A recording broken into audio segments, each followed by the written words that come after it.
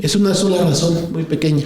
Porfirio Díaz cumplía años el 15 en donde Nochixtlán tuvo que ser defendido por un puñado de valientes nochixtlenses. Hola, ¿qué tal? ¿Cómo están? Espero se encuentren excelente. Mi nombre es Diana Elena Aguilar Vega y es un placer para mí presentarles este primer episodio de nuestro programa Nexos Digital TV. Este programa tiene como objetivo podernos conectar con nuestra historia y nuestra cultura. Y para eso, el día de hoy trataremos un tema muy interesante que es la independencia de México. Para esto tenemos de invitado al licenciado en Derecho Enrique Reyes Durán, que también es el cronista de nuestro municipio y asimismo da clases en la preparatoria de la Universidad Autónoma de Zacatecas. Bienvenido seas a nuestro programa. Muchas gracias. Gracias también al auditorio que está presente por las redes sociales. Es un gusto poder participar en este nuevo programa y también pues poder aportar aunque sea un granito de arena y estar con ustedes en estos inicios. Sí, es un placer tenerte aquí con nosotros. Sabemos que el día de hoy nos vas a compartir de aspectos muy importantes que se dieron en la independencia de México, pero también nos interesa saber cómo es que tú te decidiste ser cronista, o sea, ¿cómo comenzó esta inquietud?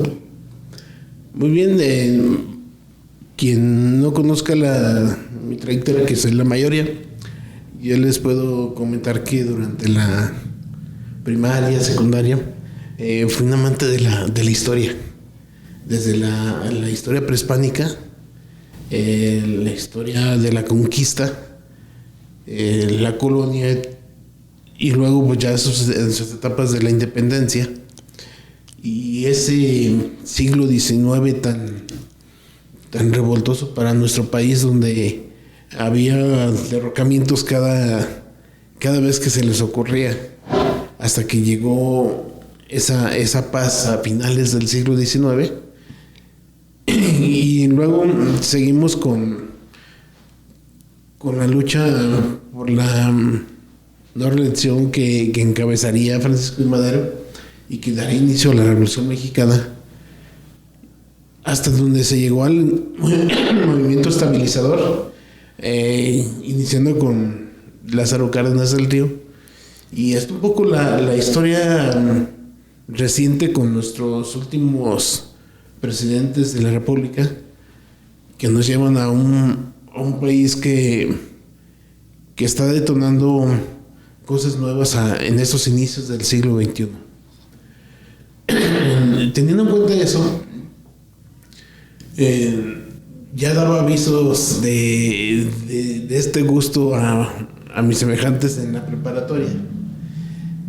Y dicho sea de paso que el 27 de julio de 1997 a mi padre, Enrique Reyes Martínez, lo nombran cronista de Nochixtlán, que ha sido el tercer cronista del municipio. El primero fue José Salas Delgadillo, el maestro Pepe Salas. Enseguida fue Antonio Martínez Serrano y el tercero fue Enrique Reyes Martínez. Él duró 24 años con el nombramiento de cronista vitalicio, hasta un 22 de febrero del año 2021 que él fallece. Y bueno, pasan los días y gracias al visto bueno que da la administración y el cabildo de 2018-2021, me nombran cronista de Nochixtlán, y lo hacen un 8 de marzo de 2021. Durante esos 24 años que dura mi padre como cronista, prácticamente me tocó ser su secretaria, su chofer, su acompañante. Y entonces, en su camino de la crónica, pues a veces era hasta su escribano. Y me tocó vivir muchas experiencias con él, junto con otros cronistas. Y ahorita estábamos platicando de los cronistas del sur de Zacatecas, como es el maestro García Durón, Bernardo García Durón, el Leticia de Moyagua,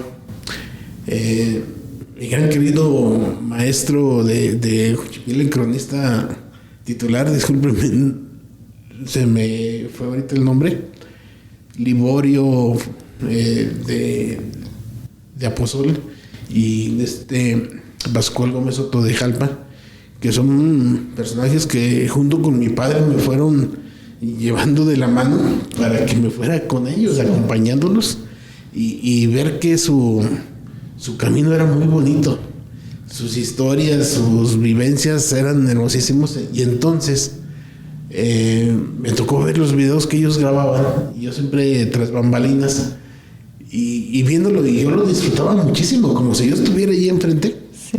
Y recuerdo que alguna vez que estuvo la UNAM haciendo un video que se llama El Cañón de Juchipila, subimos al Cerro de San Miguel, aquí en Nochistlán, y estando en la cima se escuchó un rugido fuertísimo muy cerca de nosotros, y el camarógrafo trató de voltear la cámara. Nadie vio nada, pero nos dio la idea de que pudo haber sido un puma. Ajá. Que nos haya visitado, o que lo hayamos visitado nosotros, y es una experiencia así bonita, porque después de ese momento se llevó a cabo la grabación en donde mi papá participa en ese video como ejemplo. Así mismo me tocó estar más cerca de las tradiciones de Nochistlán, que dicho sea de paso, cuando yo terminé mi licenciatura en Derecho, yo tenía pensado quedarme en Zacatecas. Estaba muy feliz. Pero regreso de vacaciones, y mi padre muy atinadamente lo hizo, como hizo muchas cosas muy atinadas. Me dijo: no, quédate aquí conmigo, aquí tienes el despacho, aquí tienes tu trabajo, y quédate como abogado, porque mi padre también era abogado. Y ya no me fui. Y ahora lo veo con un gran tino, porque a lo mejor no hubiera llegado a este momento tan bonito que es representar un poquito de lo que vive mi pueblo. Claro. Y de conocer la idiosincrasia de nuestra gente. Y también presumirlo. Somos bien presumidos. Ya te diste cuenta, ¿verdad? Algún día me decía una gran amiga: ¿por qué eres tan orgulloso de tu pueblo? ¿Y qué creen? Un día vino. Sí. Y lo primero que me dijo cuando vino: ya sé por qué. Claro. Entonces todo ese devenir, todo lo que sucedió en estos 24 años, también lo que pasó en la primaria, secundaria, pues me ayudó a dar el sí. Sí acepto ser el cronista, pero también acepto tener esta responsabilidad tan grande, porque es grandísimo lo que se tiene que abordar. Porque si ves las tradiciones, ves las costumbres, ves la historia, claro, ves lo eclesiástico, ves lo arquitectónico, híjole, estamos hablando solamente de la cabecera. Y si hablamos de las más de 50 comunidades que tienen movimiento en Nochistlán, pues es un mundo de trabajo. Claro. Y es cuando, aunque yo estuviera junto con mi padre, no me di cuenta de esto hasta que me nombraron cronista. Fue cuando dije: híjole, todo lo que hacía mi padre yo no me daba cuenta.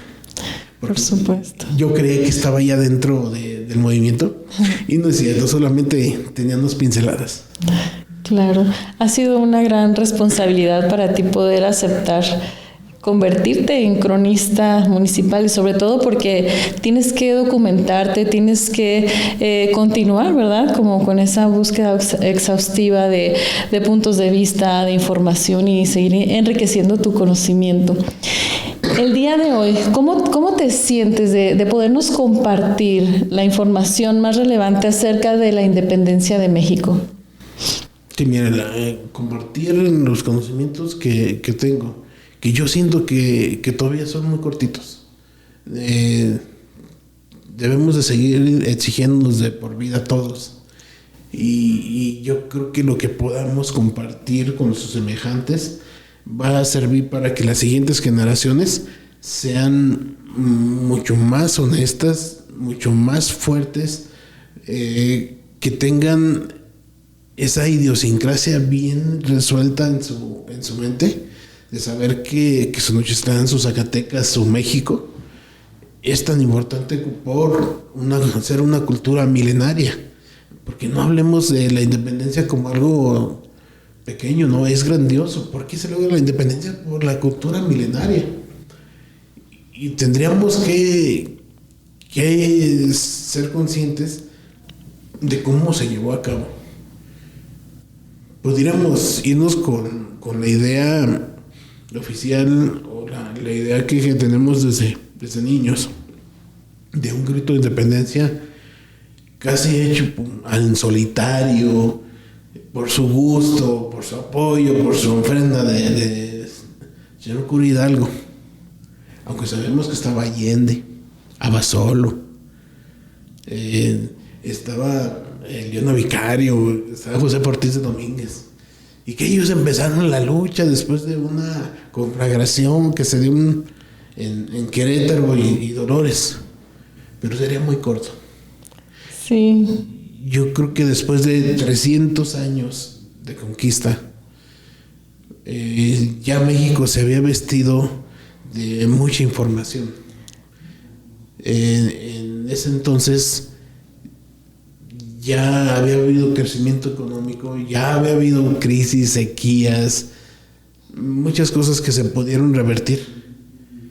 Y a mí me parece muy importante siempre hablar de la expulsión, del decreto de expulsión de la orden religiosa de los jesuitas, de la Compañía de Jesús, porque a partir de ahí el campo, la economía se fue cayendo y fue muy fuerte, porque el bajón se dio no solamente aquí en México, sino se sintió en la Nueva España.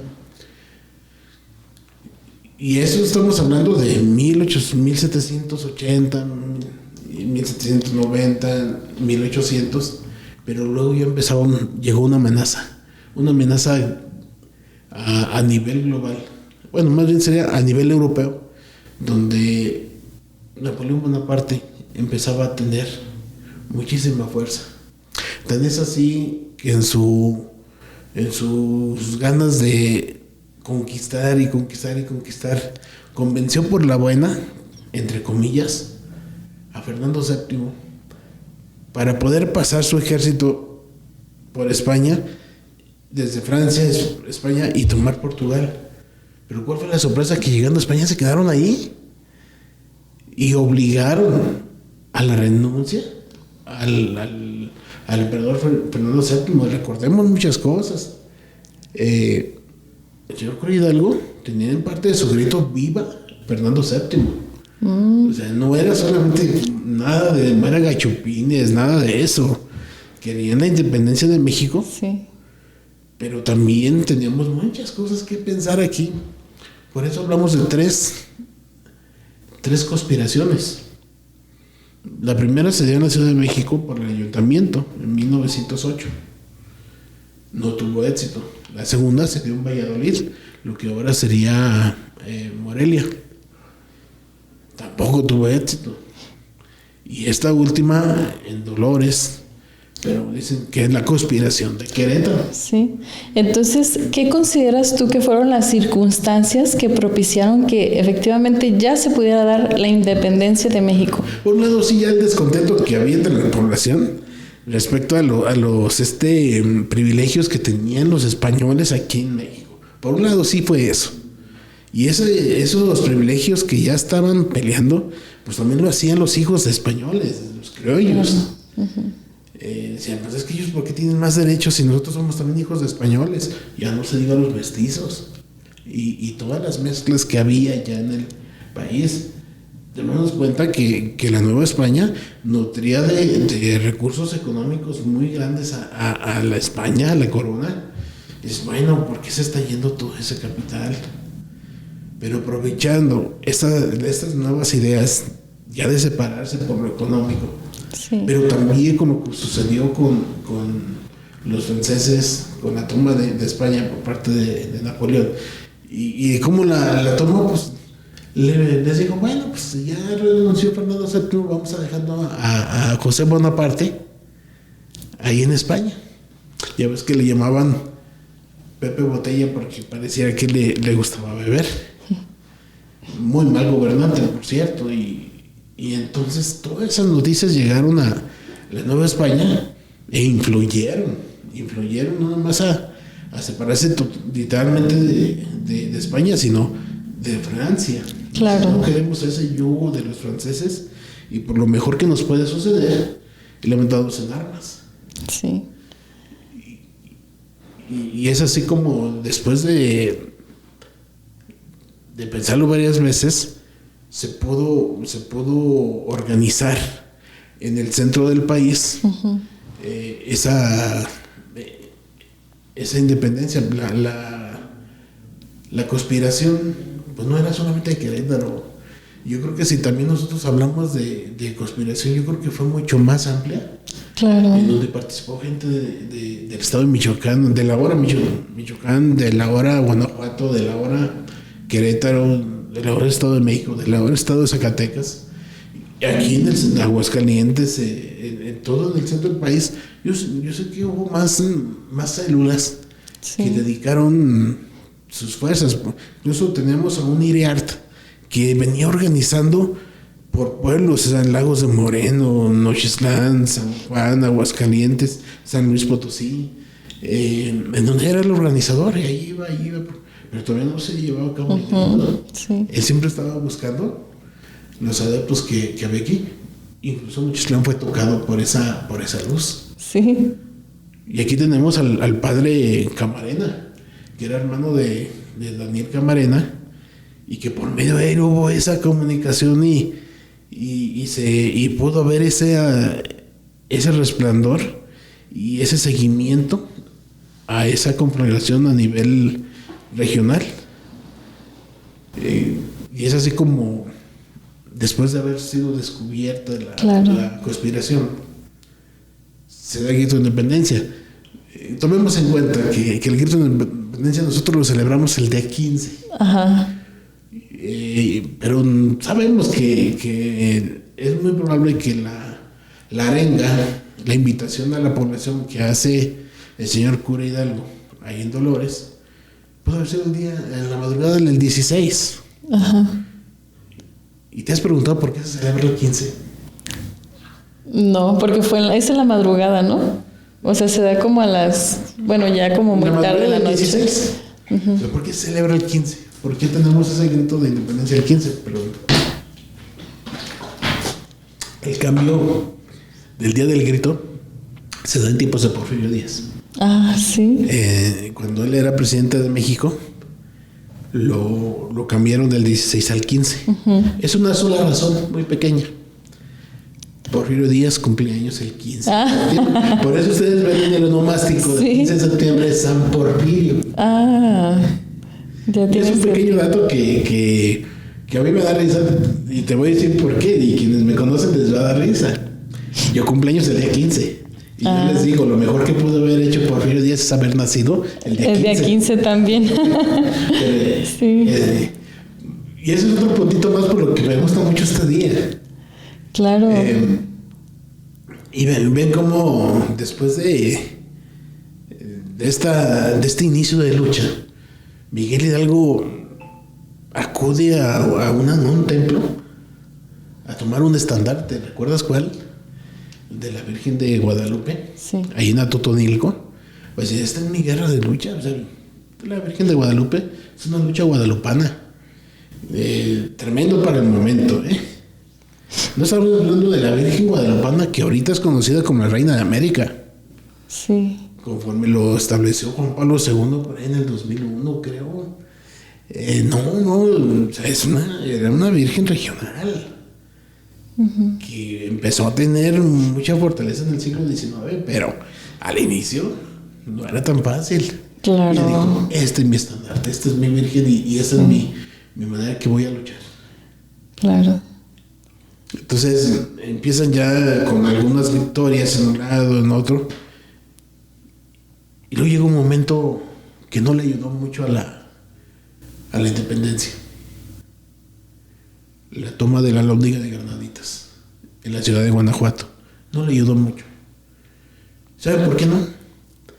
Porque poco a poco se fue llenando de personas a convertirse en una turba desorganizada, pero también con un poquito de odio, alentado por ideas de golpeteo y no fue tan bueno, porque destruyeron no solamente la Alhóndiga, sino la ciudad de Guanajuato, la saquearon, y eso fue muy doloroso para todos, porque en lugar de tomar más fuerza, eso se vio en detrimento de la imagen del movimiento. Y bueno, viendo este momento tan terrible, pues sigue el movimiento y llegan hasta las puertas de la Ciudad de México. Sí. Y no sé si podemos hablar del Cerro de las Cruces, cómo ven prácticamente la Ciudad de México, y dijo, ¿qué tenemos para tomarla? Vamos a invadirla. ¿Y qué hubieran hecho? Y se le ataca mucho a Hidalgo. ¿Por qué no atacaste a la Ciudad de México de una vez? ¿Con qué la atacaba? No tenía ni las personas. Ahora, si lo hubiera atacado, lo hubiera tomado, ¿qué hubiera ganado? Sí. No había nada que ganar. Y hace un pequeño retroceso hasta que tiene la batalla de Aculco. Y a partir de ahí, ya las cosas no vinieron tan bien. En Aculco, ya viene en camino Félix María Calleja del Rey, que estaba en San Luis Potosí. Sí. Y los empieza a perseguir. Los hace retroceder hasta Guadalajara, sin seguirlos, simplemente regrésense. Y ahí es donde en Guadalajara, creo que en el sentido más histórico y más lúcido del movimiento de independencia de Miguel Hidalgo y de Allende, pues está la abolición de la esclavitud. Ese decreto de abolir la esclavitud, aunque no se le hizo caso hasta mucho tiempo después. Sí. Aunque México se haya sido el primer país de América que haya abolido la esclavitud, no se le tomó en cuenta lo que hizo Hidalgo en el 1810, pero fue muy importante. Incluso tú vas a Guadalajara y ves la estatua de Hidalgo y tiene las cadenas. Es la abolición de la esclavitud. Es muy importante ese monumento. Y además ahí empezaron a llegar más recursos, llegaron a llevarles detenidos. Por ejemplo, Daniel Camarena le llevó a Rendón, que venía de Zacatecas, y lo detuvo cerca del Chique y lo llevó a Guadalajara a San Luis Hidalgo. Sí. Pero llevaba los dineros de la Intendencia de Zacatecas. Pero pues lo entregó. Dijo, deténganlo. Y también en Guadalajara hubo muertos, hubo masacres. Algunas masacres que sucedieron en la barranca de Huentitán, o en las barrancas de Guadalajara, decían ellos. Sí. Se le culpaban a Daniel Camarena. Pero no, él nunca decidió eso. Lo que sí podemos decir que el 17 de enero de 1811 lucha junto con Miguel Hidalgo Allende en esa famosa batalla de Puente de Calderón, en donde un puñado de realistas, bajo las órdenes de Félix María Calleja del Rey, vencen a una gran multitud de insurgentes. Y es cuando se dan cuenta que no son organizados, que no tienen las armas necesarias, que no hay táctica, que no hay no hay manera de hacerle frente al gobierno realista. Sí. Por eso se pensó que hubiera pasado si hubieran decidido ir a la Ciudad de México. No lo hubieran logrado. Claro. ¿Quién sabe? No sucedió. Sí, o sea, son muchas situaciones que tú nos estás compartiendo que desconocemos, ¿verdad? Tú lo platicas de una manera tan natural y tan amplia y tan detallada que de verdad, o sea, hay muchas cosas que considero que desconocemos las personas. Y bueno, finalmente se pudo dar la independencia de México. Ya nos has mencionado varios representantes. ¿Cuáles serían los que tuvieron más auge y cuáles serían los legados de estos representantes? Hay un libro que lo recomiendo mucho, y es un libro baratísimo que tiene el Fondo de Cultura Económica, de una colección que impulsó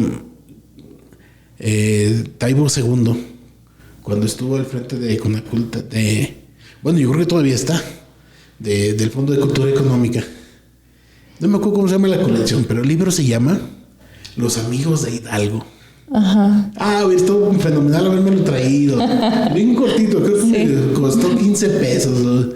Y así está, todos tenían sus 5 pesos, 13 pesos. Creo que me costó 15 o 20. Y viene todo un señalamiento de los personajes, cómo habla de Hidalgo. Lo primero que habla, pues Hidalgo es la figura que nosotros nos imaginemos. Porque luego ponen a un señor cura con una prestancia. Otros, no, estaba moreno. Otros, no, estaba más blanco. Otros, estaba narizón. No importa, la figura del líder es otra cosa. Ya se hablan de Miguel Hidalgo, no solamente era el señor cura, o sea, era un gran líder de Dolores. El gran desarrollo cultural, el desarrollo de la cerámica, el desarrollo de la agricultura, el desarrollo de la ganadería, lo impulsó el señor cura Hidalgo. Es que no hemos visto ese aspecto, solo lo vemos de guerrillero y hasta dirían algunos de mujeriego, que no hay nada que probar. Pero en ese aspecto de organizar a su pueblo, de hacerlo grande, de hacerlo fuerte, llega hasta nuestros días. Vamos dando unas vueltas a Dolores Hidalgo, Guanajuato, y ves que está el legado de Hidalgo. Sí. Está precioso. Incluso en el Museo de la Independencia, que está en lo que fuera la presidencia municipal, es algo imperdible, lo debemos de conocer todos. Vemos cómo no era cualquier persona, era un líder. Allende, ¿qué puedes decir Allende? O sea, era un militar nato, pero aparte estaba instruido y tenía su corporación de los una corporación fuerte. Aldama siempre estuvo con él, José Ortiz y su esposo, que siempre estuvieron apoyando. Pero otro personaje que me parece inolvidable y cada vez que lo veo a mí me encanta conocerlo y volverlo a saludar en cada una de las lecturas es José María Morelos y Pavón. Sí. De él hay que rescatar los sentimientos de la nación. De él su bravura, su templanza, su manera de organizar a personas que sin recursos, sin alimentos, sin agua. Y es algo que debemos de aprenderle mucho a esa lucha cuerpo a cuerpo y que nunca estuvo dispuesto a dejar su libertad y abandonar la independencia. Cuando a él le gustó el ideal, no dejó de luchar por él. Acuérdate que le preguntaban a Napoleón, para él, ¿quién era Morelos? Decía, yo con 3 Morelos domino el mundo. Uh-huh. Lo tenía bien en claro, o sea, quién era Morelos para él, lo admiraba. Otro, por su resistencia también, Vicente Guerrero, mantuvo la lucha viva durante mucho tiempo. Si por Vicente Guerrero le haya dicho que no se haya retirado de la lucha, rápidamente se hubiera acabado todo y se hubiera apagado todo este fuego. Sí. Sí debemos de reconocer esa grandeza que durante años, creo que fueron 4 años donde estuvo él solo en la Sierra de Guerrero peleando, o sea, que inolvidable, hasta que fue y lo buscó Iturbide, se ven en Acatempan y pactan la paz. Sí. Y de ahí pasan a ver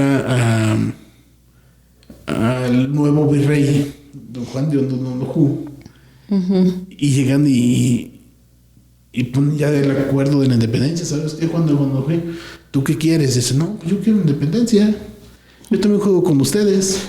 Bueno, pues vámonos. Te voy a comentar qué nos dicen en ese libro. ¿Qué opinas de Iturbide? Y empieza a hacer la recopilación de muchos personajes que hablan sobre él. Sí. Y no fue lo mejor. Los comentarios no fueron lo mejor que hubo en ese libro. Sí. Yo omito las palabras porque fueron bastante fuertes. Y ellos mismos decían, yo prefiero no mencionarlo. ¿De verdad?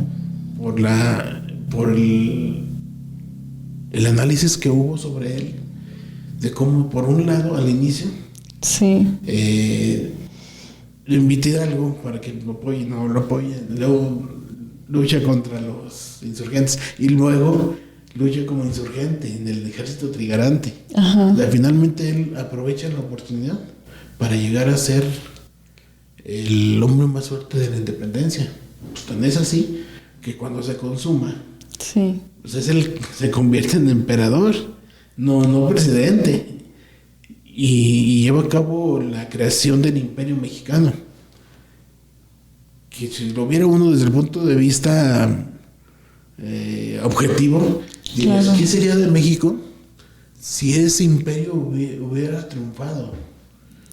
Si no hubiera tenido luchas intestinas por dentro que terminaron con su derrocamiento, sí, y su expulsión de México. Claro. Tuviéramos un México que terminaría en Panamá o Costa Rica y del otro lado terminaría en la Alta California, en Nuevo México, como quedó. Pero con él se empezó a fracturar. Pero esos ya fueron también factores externos sí, que sería bueno platicar en alguna otra ocasión. Pero esos serían más o menos los personajes que yo pondría de relieve. Vino un español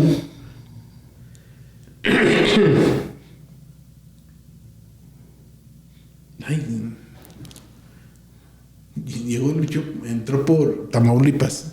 Sí. Y hay un puerto que se tiene su nombre. No lo recuerdo, pero ya lo recordaré cuando claro, la entrevista. Sí. Está Matamoros. Sí. Son personajes que aunque no sean los principales, sí fueron determinantes para que esta lucha no se terminara o que no se cortara en un momento dado y que llegara a estos últimos momentos, que fue en el 1821, 11 años después. Claro, todo este conocimiento que tú tienes te ha permitido poder imaginar, ¿no?, cómo hubiera sido el desenlace de nuestro país. Sin embargo, bueno, el conocimiento que ya tienes también te permite tal vez ver cuáles han sido los cambios sociales que ha traído a México la independencia. Bueno, lo primero es que se buscó el reconocimiento internacional, ya como un país independiente de la colonia española. España quiso volver a conquistar México, ya no pudo. Ya se le desechó hasta que no se logró expulsar a los últimos resquicios españoles que estaban en el fuerte de San Juan de Ulúa en Veracruz. Pero ellos quisieron volver a conquistar México, ya no se podía.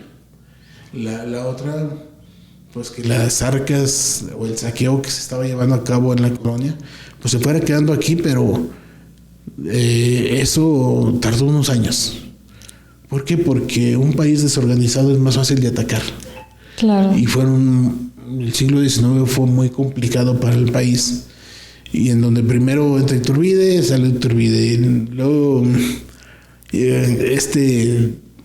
sigue Guadalupe Victoria y lo termina el Vicente Guerrero, y casi todos terminan en muerte, hasta que Antonio López de Santana empieza a poner un poquito de paz, pero desorganizado y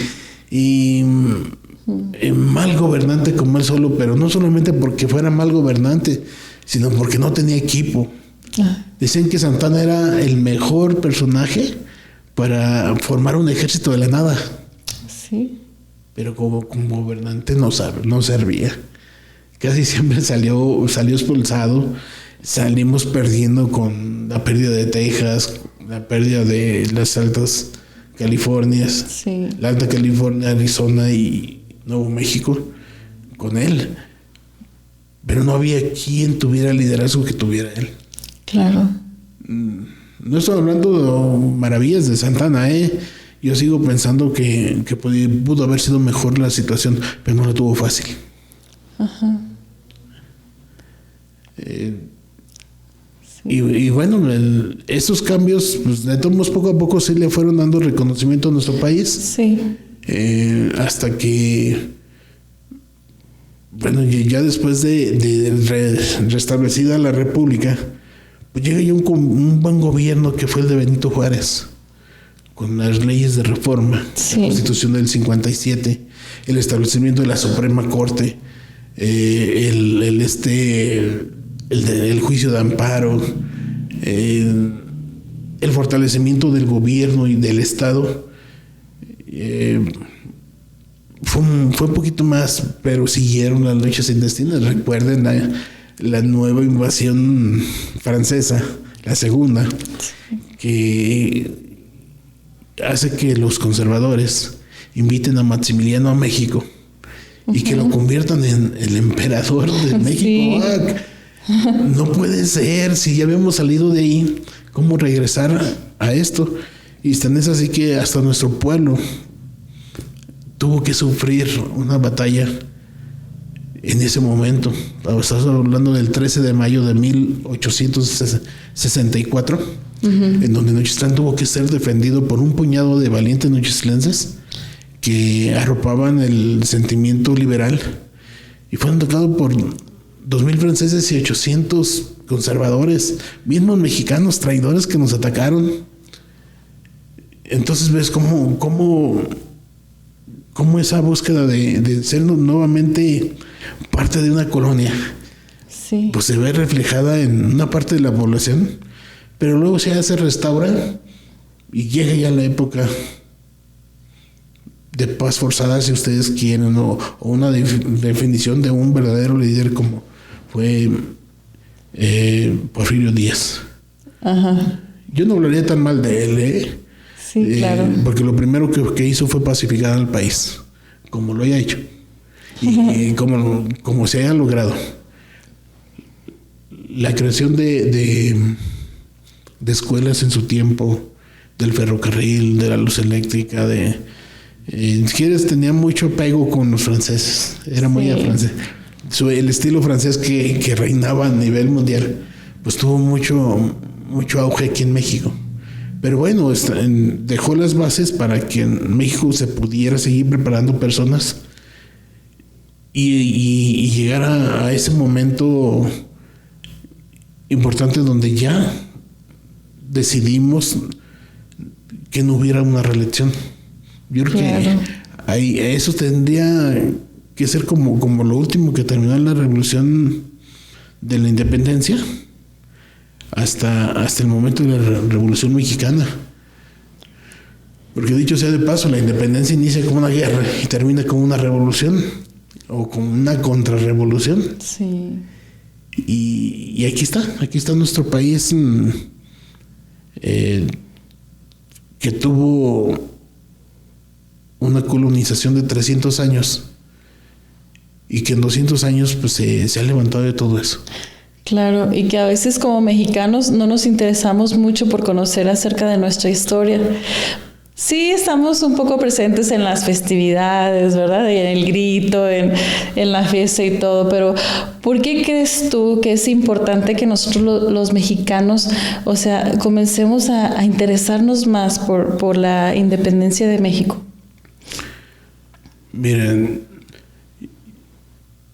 el no ser parte, el no ser subyugados por una nación extranjera, eso es lo más importante. Lo otro, yo considero que debemos impulsar la politización de la población.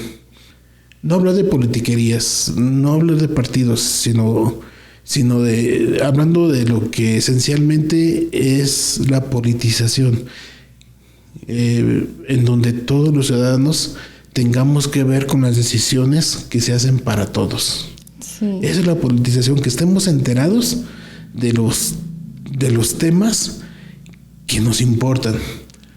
Y la independencia fue un primer momento donde se buscó eso. Interésense en su futuro, interésense en su independencia, y hay que seguir estando así. Claro. Ser independientes es mucho mejor que ser una colonia. Claro, por supuesto. Y si tú pudieras dar un mensaje a las nuevas generaciones relacionado con la independencia de México, ¿cuál sería? Lo primero es que hay que conocerla, hay que estudiarla, hay que comprenderla y saber que la lucha de nuestro pueblo, en donde muchos mexicanos han perdido la vida, ha sido por tener un país mejor, y que todo se ha dado por circunstancias. Así que cuando veamos la historia de México, no la veamos como blanco y negro. Claro. No lo veamos como derecha e izquierda.